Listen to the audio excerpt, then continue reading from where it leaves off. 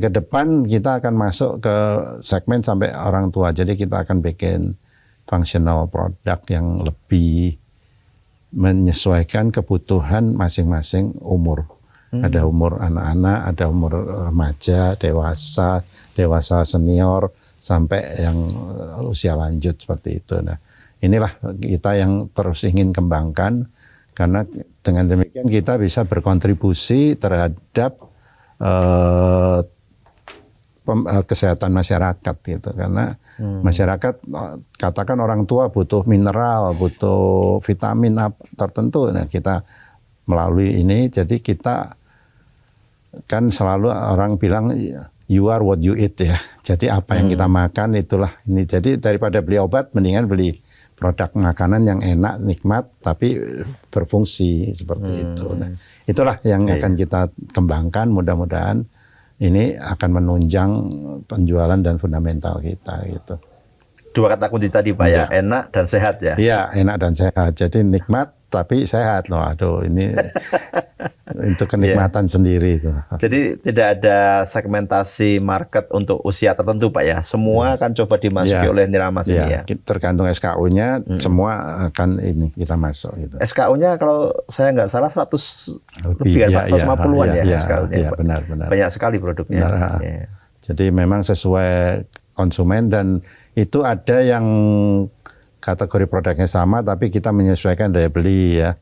Misalnya kayak mini jelly, ada yang isi 40, ada isi 25, ada isi 15, ada isi 5. Nah, kadang-kadang orang uang sakunya cuma segini, ya udah kita beli yang isi 5.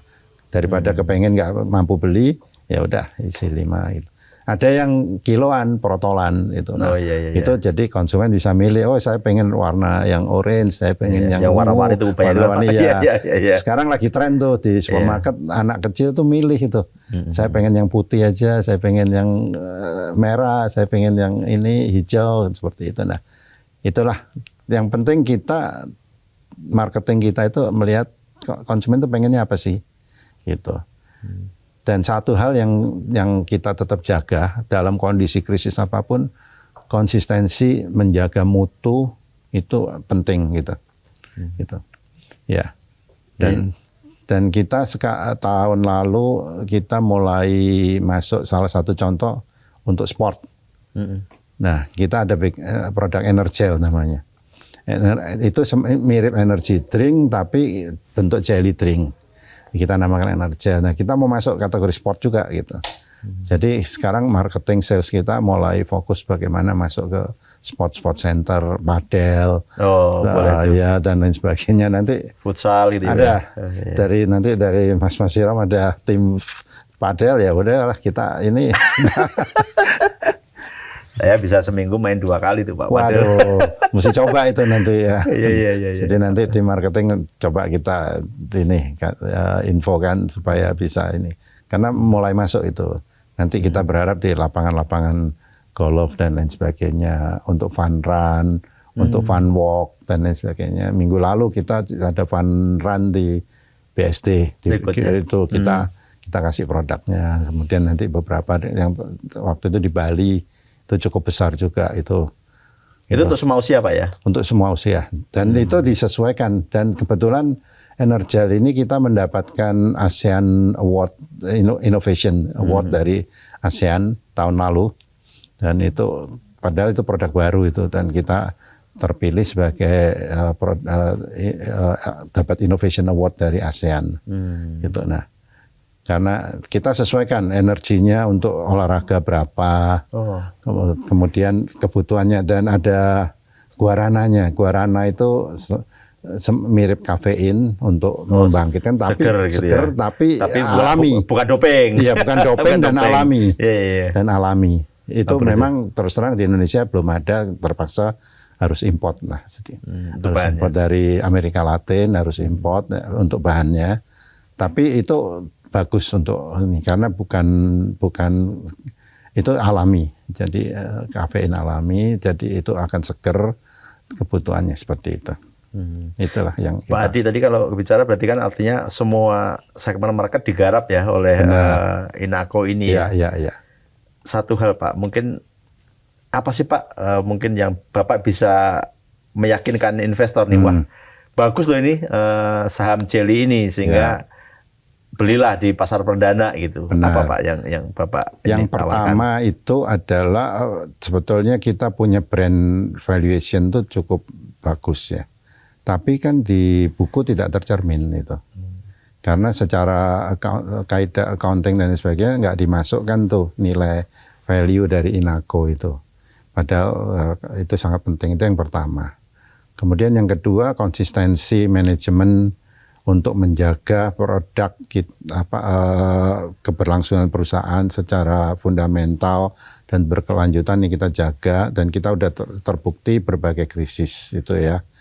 Dan kemudian mutu produk dan kita akan terus kembangkan untuk produk-produk baru yang kita akan kembangkan, termasuk IDS Bank kita untuk produk baru itu cukup banyak ya, ratusan yang siap meluncur kalau dibutuhkan. Jadi tergantung ini kita dorong marketing mau yang mana? Kita gelar ini, dan setiap bulan kita ada meeting dengan marketing, antara marketing dan R&D. Nih loh kita punya ini, siap mana? Marketing tinggal comot ambil seperti itu. Nah, kalau dari sisi profit juga kita kebetulan tahun lalu itu kita banyak mengevaluasi kegiatan-kegiatan yang tidak menguntungkan, kita cut, kita stop, sehingga revenue kita kan agak turun turun sedikit, tapi profitnya meningkat luar biasa, 200 lebih persen kan. Nah, karena apa? Karena kita mereview yang tidak menguntungkan, ya udah kita tinggalkan, yang untung kita terus ini, dan kita terus sesuaikan kebutuhan konsumen. Itulah. Makanya saya sangat yakin bahwa ini menjadi ke depan dengan yang sudah terpilih yang bagus-bagus saja, kita berharap revenue akan naik tahun 2026 dan 2000 dan selanjutnya. Dan apalagi nanti kalau itu ready ya, yang barang modal yang baru yang kita yang dapat itu dari, yang benar-benar baru itu 51% untuk barang modal yang baru. 19% kira-kira untuk yang memperbaiki efisiensi dan logistik untuk investasi. Itu semua barang modal, jadi 70%-an itu. Nah, kemudian sedikit 10% kita sementara kembalikan ke bank untuk memperbaiki struktur biaya, sehingga bunga agak sedikit turun, dan itu akan menambah profit kan. Ya. Nah, oleh sebab itu profit kita yakin di 2026 pasti lebih bagus dari 2025. Padahal 2025 naiknya banyak ya. luar biasa gitu karena ada review itu. Nah, itulah. Dan kita akan menambah jaringan distribusi. Nah, ternyata jaringan distribusi menjadi kata kunci juga untuk peningkatan penjualan. Itulah yang kita akan terus lakukan secara konsisten. Dan kita bekerja sama dengan distributor. Kita udah lebih dari 250 titik distributor seluruh Indonesia. Terus 50 titik. Ya. Targetnya kita akan mencapai 300 di 2030 ya.